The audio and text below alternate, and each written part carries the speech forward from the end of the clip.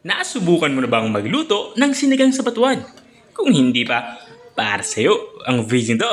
Dahil dito ay magluluto tayo ng pork sinigang sa batuan.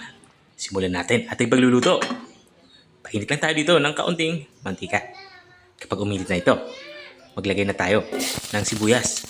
Pulang sibuyas yung ginagamit ko dito. Pwede naman kayo gumamit dito ng puti. Walang problema yan. Susunod ko naman itong ating dinikdik na bawang. Gagawin natin dito ay igigisa natin to hanggang sa lumabas yung aroma nitong ating sangkap ng gisa. Magdadagdag na din ako dito ng hiniwang kamatis dahil nga sinigang yung ating niluluto. Isang kutsa nga natin yung ating inilagay na kamatis hanggang sa lumambot ito. Kapag lumambot na ito, ilagay na natin itong ating karneng baboy. Bali, ang ginagamit ko ditong parte ay pork belly.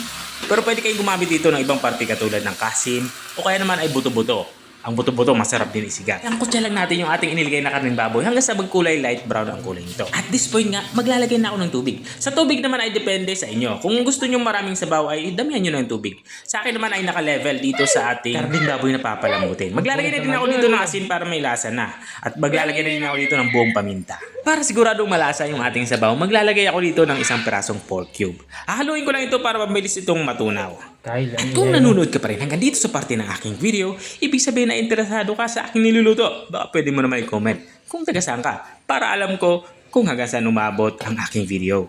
Balik tayo dito sa ating nilulutong ulam. Pinakulo ko nga ito at sa unang kulo ay ilalagay ko itong makasangkap nating matitigas katulad nitong ating gabi. Naglahalo nga ako dito ng gabi para lumapot ang ating sabaw. At para naman sa ating pampaasim, maglalagay nga ako dito ng batuan. Dahil nga sinigang sa batuan yung ating niluluto. Unting trivia, alam nyo ba na ang batuan ay kalimitan nakikita sa province of Panay sa Canegros. Matapos kong mailagay yung batuan ay tinakpan ko na ito at papakuluin natin ito ng mga 15 to 20 minutes para siguradong malambot yung ating karneng baboy. Makalipas ka ng 20 minutes ay binuksan ko na nga ito. Dito naman sa parte nito ay magsisimula na nga ako magtimpla kung pasok na sa akin panlasa ang alat nito. At dahil nga kulang ito sa alat, naglalagay ako dito ng patis. Kung wala naman kayo patis ay okay lang naman asin. Walang problema yan. Matapos kong mailagay yung patis ay haluin lang natin ito para pantay-pantay naman yung lasa ang ating nilulutong ulam. At this point naman, ilalagay na natin ang iba pa nating sahog na gulay. Naglalagay ako dito ng radish at maglalagay din ako dito ng repolyo. Kasamahan ko na din ito ng sitaw. Bali, ang ginawa ko lang din sa sitaw ay pinutol ko na ito sa tamang haba. Katulad ng nakikita nyo. Haluin lang natin to para umilalim itong ating iniligay na sitaw. At tatakpan ulit natin to para kumulo kahit mga 3 minuto.